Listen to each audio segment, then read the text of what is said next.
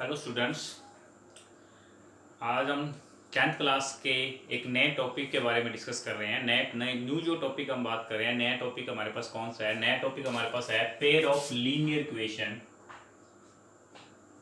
Pair of linear equation in two variables.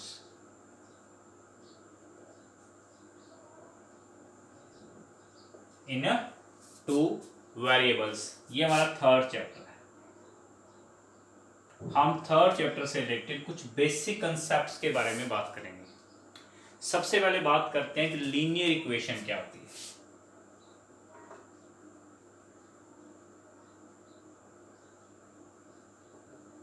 Linear equation which contain highest degree only one. अब 1 degree के अंदर हम बात करते हैं, हमारे पास 1 वेरिएबल के अंदर इक्वेशन होती है ax प्लस बी। ये लीनियर है जिसके अंदर हाईएस्ट डिग्री क्या मानी जाती है? 1 मानी जाती है। लेकिन हम बात कर रहे हैं 2 वेरिएबल्स। 2 वेरिएबल्स का मतलब यहाँ पर हुआ कि x एंड y के अंदर दोनों में ही लीनियर इक्वेशन क्या होगी? वेरिएबल क्या होगी? हाईएस्ट पावर क्या होगी? 1 होगी। तो यहाँ पर 1 पावर हाईएस्ट मान लो ax plus by plus c। ये क्या होती है? हमारे पास लीनियर इक्वेशन होती है। अब लीनियर इक्वेशन के अंदर जो हम बात करते हैं a, b एंड c, ये क्या होते हैं? रियल नंबर्स होते हैं। अब रियल नंबर्स के अंदर हम जो x का कोफिशिएंट है वो a के लिए काउंट कर रहे हैं, y के कोफिशिएंट को b ले रहे हैं एंड कांस्टेंट को क्या ले रहे हैं? c ले रहे हैं। लीनियर इक्वेशन होगी। इसके अंदर जो लीनियर प्रॉपर, अगर हम बात करें प्रॉपर 2 वेरिएबल लीनियर इक्वेशन किसे बोलेंगे? प्रॉपर 2 वेरिएबल लीनियर इक्वेशन वो होती है जिसके अंदर a और b की जो वैल्यू होती है वो नॉट इक्वल टू क्या होती है? 0 होती है। जिसमें a और b की वैल्यू क्या होगी? नॉट इक्वल टू 0 होगी इस इक्वेशन में। और हमें जो यहाँ डिस्कशन करनी है, हमारे पास किसकी डिस्कशन है? पेयर ऑफ लीनियर इक्वेशन की डिस्कशन है। और पेयर ऑफ लीनियर इक्वेशन के अंदर पेयर का मतलब क्या होता है? 2 चीजों का एक सेट। तो यहाँ पर लीनियर इक्वेशन के अंदर हम पेयर्स के बारे में डिस्कशन होगी। यहाँ पेयर के अंदर हमें इक्वेशनें दी होंगी इस चैप्टर में। तो पेयर के अंदर जो हम इक्वेशंस की बात करेंगे, तो पेयर के अंदर जब आप इक्वेशन का यूज करोगे तो इसके अंदर आप क्या बात करोगे कि सबसे पहले इसके अंदर 2 पेयर के अंदर कौन सी लीनियर इक्वेशन होगी हमारे पास? यहां बात कर रहे हैं किसकी? Pair of linear equation. Pair of linear equation and pair of linear equation के अंदर हमारे पास जो फर्स्ट आएगी, जैसे मान लो इसको ले लेते हैं हम a1x b1y plus c1 is equal to 0, a2x b2y plus c2 equal 0। यहाँ हमारे पास 2 पेयर्स के अंदर लीनियर इक्वेशन ही। फॉर एग्जांपल के तौर पर मैं इक्वेशन लेता हूँ, जैसे 2x plus 3y minus 5 equal 0 and 4x plus y plus 7 equal to 0। ये हमारे पास जो इक्वेशंस के मैंने एग्जांपल लिए हैं, ये कौन सी हैं? Pair of linear equation. तो पेयर ऑफ लीनियर इक्वेशंस का हम सोल्यूशन कैसे फाइंड आउट करते हैं? तो पेयर ऑफ लीनियर इक्वेशन का हम सोल्यूशन फाइंड आउट करते हैं 2 मेथड की हेल्प से। फर्स्ट हमारे पास मेथड आता है जिसके अंदर हम बात करते हैं ग्राफिकल मेथड। यहां फर्स्ट हमारे पास पार्ट आता है ग्राफिकल के अंदर।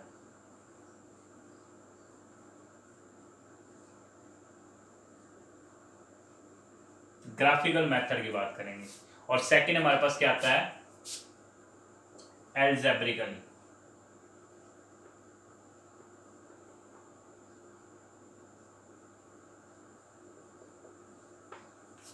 ठीक है। ग्राफिकल मेथड्स के अंदर हमारे पास 3 पार्ट्स आते हैं। इसको एक टेबल के द्वारा मैं आपके सामने मैं रिप्रेजेंट कर रहा हूं कि ग्राफिकल मेथड्स के अंदर हमें क्या किन चीज़ों के बारे में डिस्कशन करनी है। ग्राफिकल मेथड्स के अंदर हमारे पास 3 पेयर्स आते हैं। 3 पेयर्स के अंदर सबसे पहले बात करेंगे हम इक्वेशन के अंदर। हमारे पास इक्वेशन क्या होगी? पेयर ऑफ, सबसे पहले यहां आता है pair of linear equation. Pair of linear equations क्या होगी, a1x b1y c1 is equal to 0। Second ये होगी a2x b2y plus c2 is equal to 0। Table की बजाय मैं आपको वन बाय वन एक स्टेप के द्वारा क्लियरली समझाता हूँ कि लीनियर इक्वेशन में ग्राफिकल कंसेप्ट किस किस तरह की इक्वेशंस में कवर करता है। तो सबसे पहले बात करते हैं हम इंटरसेक्टिंग लाइन। इंटरसेक्टिंग लाइन यानी कि जैसे एक सिंपल सी बात करें, हम 9th क्लास के अंदर ग्राफ सॉल्व करते थे। ग्राफ में हम एक लाइन ड्रॉ करते हैं। लाइन ड्रॉ करने के बाद यहाँ पर हम सिर्फ वहाँ पर क्या करते थे, एक सिंगल लाइन ड्रॉ करते थे। यहाँ हमारे पास क्या होंगी, 2 लाइन्स होंगी। इंटरसेक्टिंग लाइन के अंदर सबसे फर्स्ट जो पार्ट आता है, फर्स्ट पार्ट इंटरसेक्टिंग लाइन का आता है। इसके अंदर अगर हम बात करें तो इंटरसेक्टिंग लाइन की पहचान की कैसे बात होगी, जैसे आपके पास पेयर ऑफ लीनियर इक्वेशन दी होगी, इसके अंदर आप इसकी वेरिफिकेशन कैसे करोगे, तो आपको कंपेयर करना पड़ेगा किसके साथ, इस रिलेशन के साथ कंपेयर करने पड़ेगा कि a1 bye a2 not equal to होना चाहिए b1 बाय b2। इसमें अगर ये लाइंस में जो रेशियो करते हैं हमें सबसे पहले सिंपल सी बात है कि हम सबसे पहले जो भी पेयर ऑफ लीनियर इक्वेशन दे रखी होगी उसमें हमें क्या क्या निकालना पड़ेगा, a1 bye a2 find out करना पड़ेगा, b1 bye b2 find out करना पड़ेगा, c1 bye c2 find out करना पड़ेगा। ये तीनों रेशियो हम क्या करेंगे, फाइंड आउट करेंगे। फॉर एग्जांपल एक इक्वेशन लेता हूँ, जैसे एग्जांपल अभी लिया था, ये हमारे पास एक लीनियर इक्वेशन होगी, एक ये होगी। अब मैं गौर करूं, यहाँ मेरा a1 बाय a2, a1 कौन है 2, a2 क्या है 4, a1 बाय a2 का मतलब हो गया 2 बाय 4। सेकेंड हम बात करेंगे b1 bye b2, b1 bye b2 का मतलब क्या होगा यहाँ पे 3 बाय 1।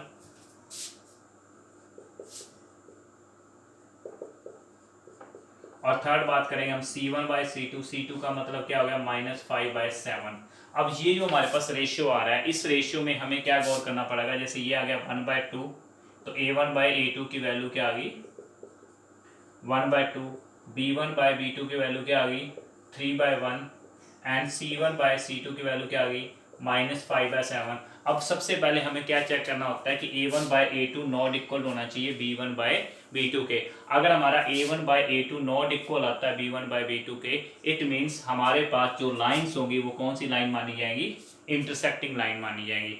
अब हम इन इंटरसेक्टिंग लाइन के अंदर हमें क्या गौर करना पड़ेगा, इंटरसेक्टिंग लाइन के अंदर हमें 3 चीजें आती है इसके अंदर। पहली हमारे पास रेशियो का वे क्या बनता है, सेकंड सॉल्यूशन किसे बोलते हैं, सॉल्यूशन क्या होता है, सॉल्यूशन होता है हमारा यहाँ पे यूनिक सॉल्यूशन। मतलब सिंपल सी बात है, कोई 2 लाइंस 2 पॉइंट पे 3 पॉइंट पे इंटरसेक्ट कर सकती हैं, नहीं कर सकती। कितने पॉइंट पे इंटरसेक्ट करती हैं, ओनली 1 पॉइंट पे इंटरसेक्ट कर सकती हैं। और एक ही पॉइंट पे जब इंटरसेक्ट करती हैं तो उसका मतलब क्या होता है, एक ही हमें आंसर मिल रहा है। दोनों के इंटरसेक्ट का मतलब यहाँ पे हमें एक ही सॉल्यूशन मिलेगा। यहाँ x और y की कोई सिंगल वैल्यू भी होगी। उसके बाद एक और बात मानी जाती है, अगर किसी पेयर ऑफ लाइंस के हमारे पास एक सॉल्यूशन हो या एक से ज्यादा सॉल्यूशन हो, उस केस को हम क्या बोलते हैं, कंसिस्टेंट बोलते हैं। कई बार हमें यह भी पूछा जाता है कि हमारी लाइंस कौन सी होती हैं, तो लाइंस कौन सी मानी जाएगी, यहाँ पे कंसिस्टेंट मानी जाएगी। यानी इंटरसेक्टिंग के अंदर हमें क्या क्या देखना पड़ेगा, इंटरसेक्टिंग के अंदर फर्स्ट हमें ये देखना पड़ेगा कि रेशियो नॉट इक्वल आना चाहिए। सेकंड हमें क्या देखना पड़ेगा कि हमारा सोल्यूशन कौन सा होता है, यूनिक होता है। थर्ड हमें क्या देखना पड़ेगा, हमारी लाइन कौन सी है, कंसिस्टेंट है या फिर इनकंसिस्टेंट है। ये हमारे पास आता है सेकंड के अंदर। उसके बाद इंटरसेक्टिंग के बाद नेक्स्ट हमारे पास आता है coincident line.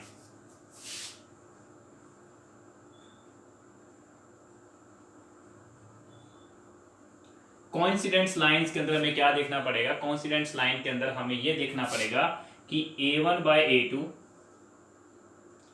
b1 bye b2, c1 bye c2 तीनों का रेशियो क्या आ जाए, इक्वल हो जाए। और ये वे कब, कोइंसिडेंट का मतलब क्या होता है कि जैसे कोई 2 पेयर ऑफ लीनियर इक्वेशन है, फॉर एग्जांपल हम यहाँ ले लेते हैं two pair of linear equation हम यहाँ ले लेते हैं। क्या है यहाँ पे, यहाँ देखें तो a1/a2 क्या आया 1/2, b1/b2 क्या आएगा 1/2, c1/c2 भी क्या आएगा -5/-10 मतलब 1/2। जब तीनों का रेशियो इक्वल आ जाए उस केस में क्या होता है कि जब एक से ज़्यादा पॉइंट यानी कि एक से ज़्यादा लाइनों का यानी एक ही लाइन के ऊपर मैक्सिमम लाइन रिप्रेजेंट की जाए। जैसे अगर आप इस लाइन को ड्रॉ करोगे तो दोनों लाइनों का जो ग्राफ की बात करूँ मैं वो एक ही बने, कुछ टू लाइंस का ग्राफ अलग ना बने। जैसे एक ये लाइन बन गई, जैसे मान लो इस ग्राफ की ये लाइन आ गई, तो सेकंड जो ग्राफ है, सेकंड जो इक्वेशन है उसकी भी अगर यही लाइन बने उसका मतलब ये हुआ कि कॉन्सिडेंट है। सिंपल जैसे बात करते हैं, एक से एक हम बात करते हैं, कोई भी जैसे मान लो हम किसी फील्ड के अंदर, खेत के अंदर हम काम कर रहे हैं और उस खेत में क्या होती है, ग्रास होती है, और उस ग्रास में एक पट्टी है, जैसे मान लो एक जिसको हम बोलते हैं पगडंडी, पगडंडी के अंदर मान लो सिंपल सी बात है, अगर पहले वो उस पगडंडी पे ग्रास है लेकिन मान लो बार बार हम एक ही पगडंडी पे चलते रहते हैं तो वहां पर क्या आता है, एक ही लाइन बन जाती है। मैक्सिमम पर्सन जब एक ही चीज से पास करते हैं, एक ही चीज पर, उसकी लाइन क्या बनती है, एक ही लाइन बनती है। उस लाइन से हमें क्या मिलता है, वो लाइन हमें क्या रिप्रेजेंट करती है कि यहाँ पर जितनी भी लाइनें देखी हो,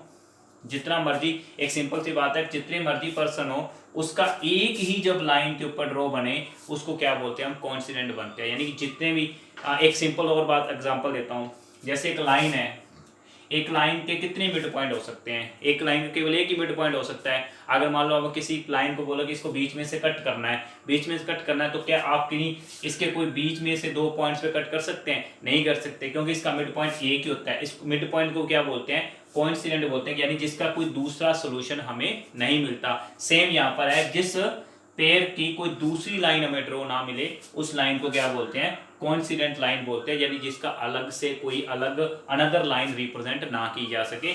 यानी ऐसी इक्वेशन जिनकी एक लाइन, अगर एक इक्वेशन से जो लाइन बनी है बाकी इक्वेशनों से भी अगर वही लाइन बने उस लाइन को क्या बोलते हैं, कोइंसिडेंट लाइंस बोलते हैं। ठीक है, और इनकी पहचान क्या होती है, जब इन तीनों का रेशियो क्या होता है, इक्वल आता है। और सोल्यूशन क्या होता है, सोल्यूशन होता है इसका इनफाइनाइट।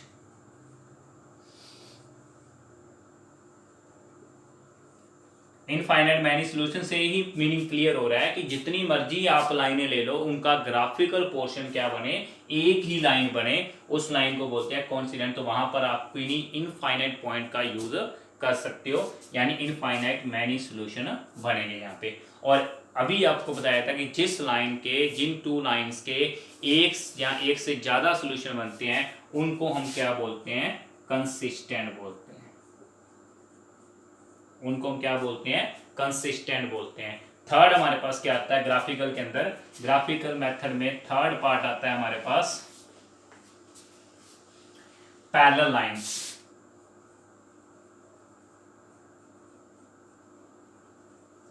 पैरेलल लाइंस का मतलब होता है कि जो दो लाइनें आपस में इंटरसेक्ट नहीं करती। जैसे रेलवे ट्रैक है,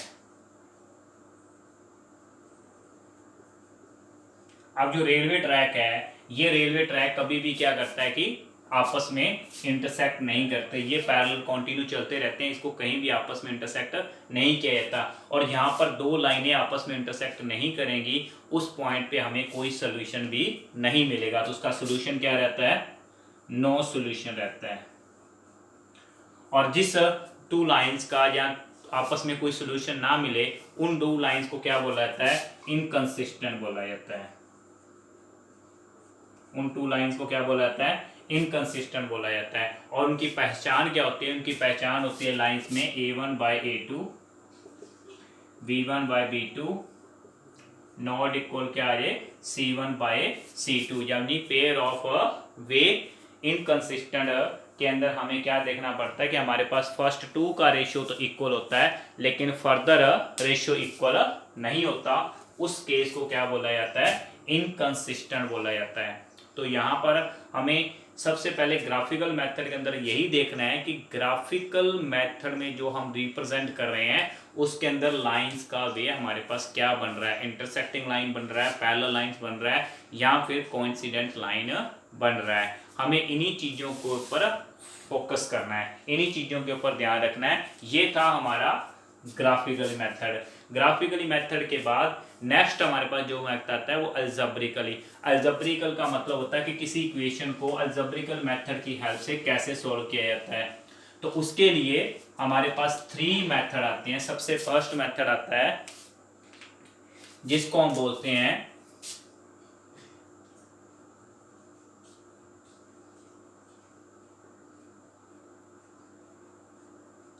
सब्स्टिट्यूशन मेथड। जो फर्स्ट मेथड होगा उसे क्या बोलेंगे हम, सब्स्टिट्यूशन मेथड बोलेंगे। सब्स्टिट्यूशन मेथड के अंदर क्या होता है कि एक वेरिएबल, जैसे पेयर ऑफ 2 लीनियर इक्वेशन आपको दिए होंगे, एग्जांपल के तौर पर मैं ले लेता हूं, x plus y is equal to 4 and x minus y is equal to 2। ये हमारे पास 2 लीनियर इक्वेशन दे रखी हैं। सब्स्टिट्यूशन का मतलब क्या होता है कि हम किसी एक लीनियर इक्वेशन से x या y की वैल्यू फाइंड आउट करेंगे इन term of other variable. For example from equation second से हम x की वैल्यू फाइंड आउट करते हैं। यहाँ x की वैल्यू क्या आएगी, ये y उधर या किसका हो गया, प्लस का, 2 प्लस वाई आ गई। अब इसका हम यूज कहाँ करेंगे,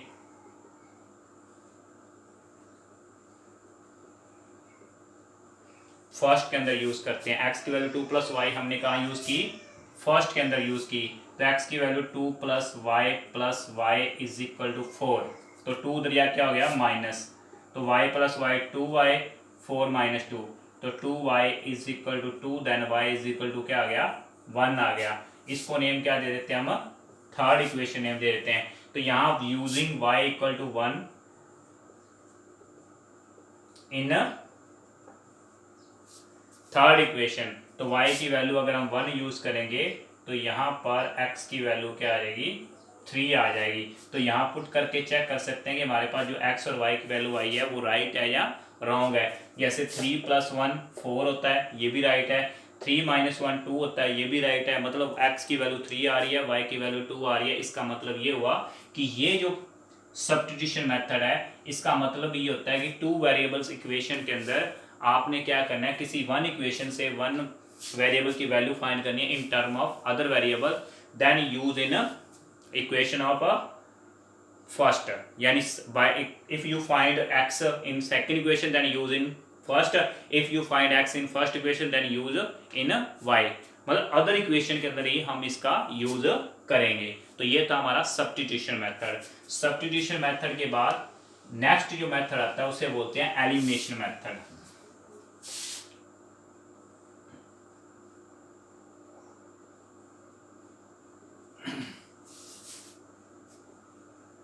एलिमिनेशन मेथड का मीनिंग से पता करना है, एलिमिनेट करना मतलब उसको रिमूव करना। यानी कि एलिमिनेट का मतलब यहाँ पर क्या आ रहा है, किसी चीज को रिमूव करना। फॉर एग्जांपल अगर हमारे पास पेयर ऑफ लीनियर इक्वेशन है,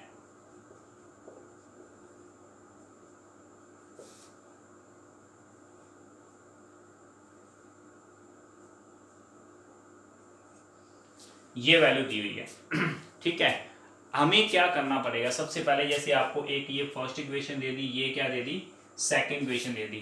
तो एलिमिनेशन मेथड में क्या करना पड़ेगा, सबसे पहले इन वेरिएबल्स को सेम करना पड़ता है। फॉर एग्जांपल चाहे आप x को सेम कर सकते हो या फिर आप y को सेम कर सकते हो, तो वो हमारी होती है चॉइस। अगर हम x को सेम करते हैं तो x को सेम करना पड़ेगा, अगर हमें y को सेम करना है तो हम y को सेम करेंगे। तो यहाँ देखो x के साथ जो टर्म है यानी इन दोनों के एलसीएम के साथ हमें मल्टीप्लाई करनी है, ठीक है। तो यहाँ देखना पड़ेगा, जैसे 2 है यहाँ 1 है, तो इसको क्या कर सकते हैं हम, क्रॉस मल्टीप्लाई भी कर सकते हैं। सिंपल वे ये भी बताएं कि यहाँ जो सेम फॉर्म बनाना है तो इन दोनों के वे को हमें देखना पड़ेगा कि इन दोनों से हमें वैल्यू सेम होनी चाहिए। कि यहाँ पर है इसको किससे मल्टीप्लाई करें या इसको किससे मल्टीप्लाई करें कि एक्स एक्स का जो वेरिएबल है वो क्या हो जाए, सेम हो जाए। तो यहाँ हमारे पास क्या है, 2x है, यहाँ हमारे पास क्या है, 1x है। तो सबसे पहले मालूम अगर हम x को सेम करना चाहते हैं तो हम क्या करेंगे, मल्टीप्लाई इक्वेशन सेकंड बाय 2, कि इक्वेशन सेकंड को 2 से मल्टीप्लाई करते हैं। तो ये बन गया 2x minus 2y is equal to 10, इसको नेम दे देंगे हम थर्ड इक्वेशन। अब ये होगी हमारे फर्स्ट और ये होगी थर्ड, दोनों में एक्स एक्स क्या है, सेम है। अब हम क्या, अगर देखो अगर तो आपके दोनों के साथ जब वेरिएबल सेम हो जाएगा तो उसके बाद साइन चेक करना है, यहाँ भी साइन प्लस का है, यहाँ भी साइन प्लस का है। इस केस के अंदर अगर दोनों के साथ अगर प्लस का साइन है या दोनों के साथ माइनस का साइन है, तब हम इन दोनों इक्वेशन में क्या करेंगे, सबट्रैक्ट करते हैं। और अगर एक के साथ प्लस है और एक के साथ माइनस का साइन है, देन हम क्या करते हैं, ऐड करते हैं। सिंपल सी बात देखो बेटा, अगर सेम वेरिएबल्स फॉर्म में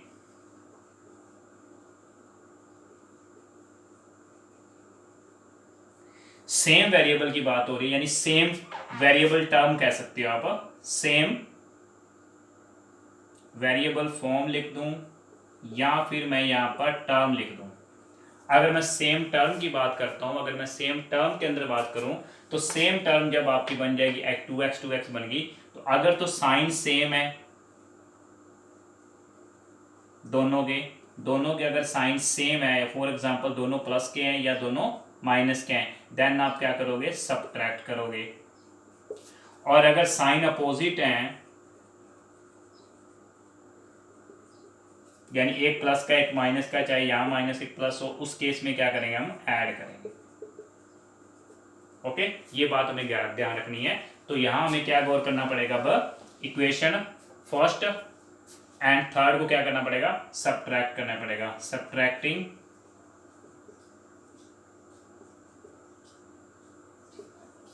first and third, subtract equation first and third. First and third को क्या करेंगे, सबट्रैक्ट करेंगे। जब सबट्रैक्ट करेंगे तो साइन क्या हो जाते हैं, चेंज हो जाते हैं, यानी ये माइनस का हो जाएगा, ये प्लस का हो जाएगा, ये माइनस का हो जाएगा। तो ये क्या हो गया, कैंसल। ये बन गया आपका 5y एंड देन ये बन गया -3। y की वैल्यू क्या आ गई, -3/5 आ गई। अब y की जो वैल्यू -3/5 है, ये आप फर्स्ट में पुट कर सकते हो, सेकंड में पुट कर सकते हो, थर्ड में पुट कर सकते हो, जो हमारे लिए इजी है। तो इजी कौन सी है, x - y = 5 वाली ज़्यादा इजी है। तो हम क्या करेंगे, using y = -3/5 in equation second. तो सेकेंड इक्वेशन में जब हम यूज करेंगे तो x as it is, y की जगह पर -3/5 पुट करोगे तो ये साइन किसका आ जाएगा, प्लस का, और इक्वल में 5। तो 3/5 राइट हैंड साइड जाके किसका आ जाएगा, माइनस का। उसके बाद आप क्या करोगे, एलसीएम लोगे। तो एलसीएम जब लिया तो ये बन गया 25 - 3, यानी क्या आ गया, 22/5 क्या आ जाएगी, हमारी x की वैल्यू आ जाएगी। तो x भी पता चल गया, y भी पता चल गया। इट मीन्स ये हमारे पास होता है एलिमिनेशन मेथड का मतलब होता है कि किसी भी वेरिएबल को सेम करके उसको एलिमिनेट करना। अब थर्ड हमारे पास आता है अलजेब्रिकल के अंदर लास्ट मेथड है क्रॉस मल्टीप्लिकेशन मेथड।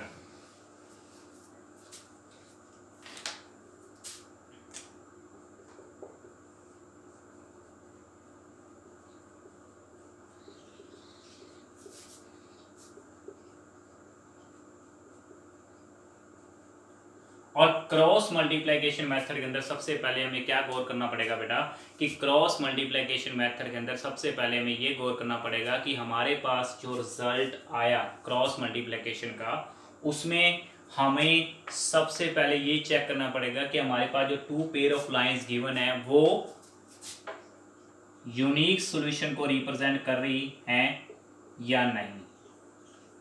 अगर मैं बात करूं कि लाइंस इंटरसेक्ट,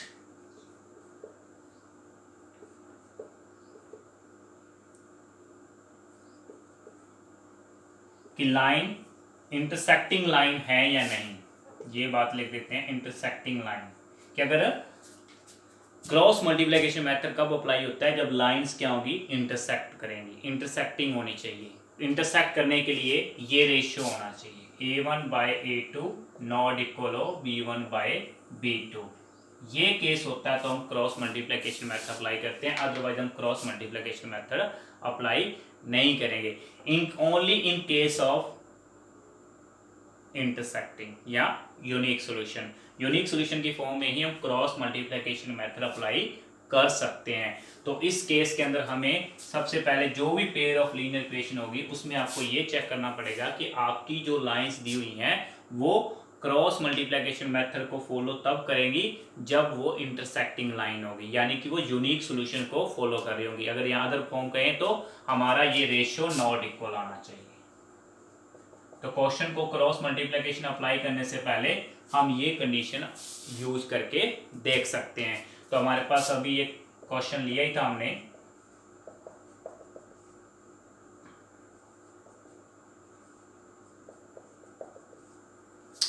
इसमें एक और बेटा ध्यान रखना कि ऑल टर्म्स आपका जो जैसे मान लो जैसे ये कांस्टेंट टर्म होती है वो सारी की सारी लेफ्ट साइड होनी चाहिए और राइट हैंड साइड क्या रखोगे, जीरो के इक्वल रखोगे। तो उसमें सबसे पहले हम जैसे मान लो a1/a2 करते हैं तो 2/1 आ रहा है, b1/b2 करते हैं तो 3/1 आ रहा है, यानी दोनों ही केस के अंदर रिजल्ट हमारा क्या है, नॉट इक्वल है। जब इन टू केस के अंदर अगर आपका रिजल्ट नॉट इक्वल आएगा उसमें हमें क्या करना पड़ेगा, रिजल्ट जब आपका नॉट इक्वल आ रहा है तो नॉट इक्वल केस के अंदर हमें क्या करना पड़ेगा, intersecting method, not equal form के अंदर हमें क्या पता चल रहा है कि ये दोनों लाइन क्या है, इंटरसेक्टिंग है, और इंटरसेक्टिंग है तो हम क्रॉस मल्टीप्लिकेशन मेथड अप्लाई कर सकते हैं। और क्रॉस मल्टीप्लिकेशन मेथड अप्लाई करने के लिए हमें क्या वे यूज करना पड़ेगा, उस वे को समझा रहा हूँ। जैसे कि मान लो आपके पास लीनियर इक्वेशन इस फॉर्म में है, a1b1y plus c1 equal to 0, a2x b2y plus c2 equal to 0। आपको क्या शो करना है कि जब आपका दोनों का रेशियो नॉट इक्वल आए तो आपको एक way of cross multiplication diagram की बात करेंगे। डायग्राम कैसे रिप्रेजेंट करना है, यहाँ लिखेंगे हम b1 b2, फ्रैक्शन फॉर्म आप रिप्रेजेंट नहीं करोगे, आप इसकी फ्रैक्शन फॉर्म शो नहीं करोगे, ओनली b1 b2। अगर आपकी दोनों के साथ माइनस का साइन है तो दोनों के साथ माइनस का साइन रहेगा, इसको रिमूव नहीं करोगे।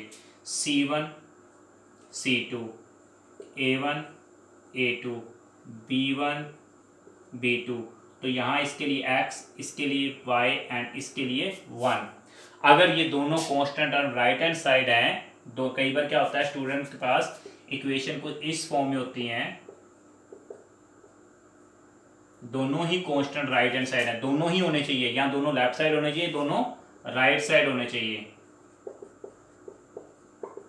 जब ये दोनों कांस्टेंट आपके, या तो दोनों कांस्टेंट आपके क्या होने चाहिए, राइट साइड होने चाहिए, या दोनों कांस्टेंट आपके क्या होने चाहिए, लेफ्ट साइड होने चाहिए। इस केस में आप क्या करोगे, जैसे b1 b2 c1 c2 a1 a2 again b1 b2, तो यहाँ आपने x लिया, यहाँ y लिया, तो यहाँ आप क्या लोगे, माइनस y लोगे। इस केस में जब दोनों के दोनों कांस्टेंट क्या है, राइट साइड है। अब आप क्या करोगे, सबसे पहले इन दोनों की मल्टीप्लाई करोगे। x की वैल्यू का यूज आउट करने के लिए सबसे पहले क्या करोगे, इन दोनों की मल्टीप्लाई करोगे। इन दोनों की मल्टीप्लाई क्या होगी, b1 और c2, उसके बाद किसका साइन यूज करोगे, माइनस का, फिर आप इन दोनों की मल्टीप्लाई करोगे। ठीक है, यहाँ जो भी रेशियो बनेगा ये प्रोपोर्शनल होगा। ठीक है, जो भी आपका यहाँ रेशियो बना रहे हो ये क्या होगा, प्रोपोर्शनल है, तीनों रेशियो इक्वल रखे जाएंगे। y बाय क्या आएगा, इन दोनों की मल्टीप्लाई c1 a2 और फिर इन दोनों की मल्टीप्लाई c2 a1, और इक्वल में क्या आएगा, 1 बाय इन दोनों की मल्टीप्लाई a1 b2 माइनस इन दोनों की मल्टीप्लाई a2 b1। तो जब आपके तीनों रेशियो प्रोपोर्शनल हो जाएंगे तो एक बार क्या करोगे, आप x को 1 के इक्वल रखेंगे, यानी कि x बाय जो भी रिजल्ट आया हमारा b1 c2 minus b2 c1 equal किसके आ जाएगा, 1 bye a1 b2 minus b2 a1, और सेम यही स्टेप आप क्या करोगे, y के इक्वल रखोगे। y वाला रिजल्ट भी ऐसे ही आप इक्वल रखोगे, तो आपके पास क्या वैल्यू आ जाएगी, x एंड y की वैल्यू आ जाएगी। तो यहाँ पर भी हम ऐसे ही क्वेश्चन सोल्व करके देखते हैं। तो इस क्वेश्चन को जब आप सोल्व करके देखोगे क्रॉस मल्टीप्लिकेशन मेथड को, तो यहाँ आपका जो रेशियो आ रहा है वो नॉट इक्वल आ रहा है। नॉट इक्वल आ रहा है तो आप क्या करोगे, b1 क्या है यहाँ पे 3 है, b2 क्या है 1, c1 c2 a1 a2 b1 b2, तो यहाँ x आ गया, यहाँ y आ गया, यहाँ 1 आ गया। पहले इनकी मल्टीप्लाई 15 माइनस का साइन, ये कंपलसरी है, ये चीज़ आपने गौर रखनी है कि यहाँ इन दोनों के साथ माइनस का साइन, फिर इन दोनों की मल्टीप्लाई -7, तो ये किसका आ जाएगा +7 आ जाएगा। उसके बाद इक्वल में y बाय इन दोनों की मल्टीप्लाई -7, फिर माइनस का साइन, इन दोनों की मल्टीप्लाई -10, फिर 1/2 माइनस इन दोनों की मल्टीप्लाई। ठीक है, तो ये आपका क्या बन गया, x आ गया 22, y बाय क्या आ गया -17, और 1 बाय क्या आ गया 1 आ गया। तो ये दोनों वैल्यूज़ आप कहाँ यूज़ करोगे, यहाँ पर एक बार x by -22 equal to 1/1, then x equal to आ गया -22, फिर y by -17 equal to 1/1, then y क्या आ गया x की वैल्यू क्या आ रही है +22 आ रही है, तो y क्या आ गया -17 आ गया। तो ये वैल्यू आप क्या कर सकते हो, यहाँ पे यूज़ कर सकते हो कि आपके पास रिजल्ट क्या बनता है। तो सिंपल सी बात है, जैसे यहाँ पर आ गया 2, सॉरी पहले b1 b2 3 1 -5 7, फिर 2 1, फिर -3 ओनली 3 1, इनकी मल्टीप्लाई 15, फिर माइनस इन दोनों की मल्टीप्लाई 7, फिर इनकी -7, फिर -10, फिर 2 -3 2 -3 आएगा, 2 -3 यानी -1 आएगा, -1 आएगा तो ये 17 किसका आ जाएगा प्लस का आ जाएगा, और इसकी वैल्यू क्या आएगी माइनस आएगी, यानी x माइनस का आएगा, y प्लस का आएगा। ये आप पुट कर सकते हो यहाँ पे -22 + 17 तो 5, यानी कि 0 = 0 आ जाएगी। तो ये हमारे पास क्या है, एल्जेब्रिकली 3 मेथड हैं जिनकी हेल्प से हम इक्वेशंस को सॉल्व कर सकते हैं। तो पहले हमने 3 कंडीशन की, ग्राफिकली की, फिर हमने 3 कंडीशन की, एल्जेब्रिकली की। तो ये था हमारा basic concept pair of linear equation in 2 variables. इसी के साथ हम आज का लेक्चर ओवर कर रहे हैं, और नेक्स्ट आपको इसी चैप्टर के क्वेश्चंस लेकर आपके सामने आएंगे। Thank you.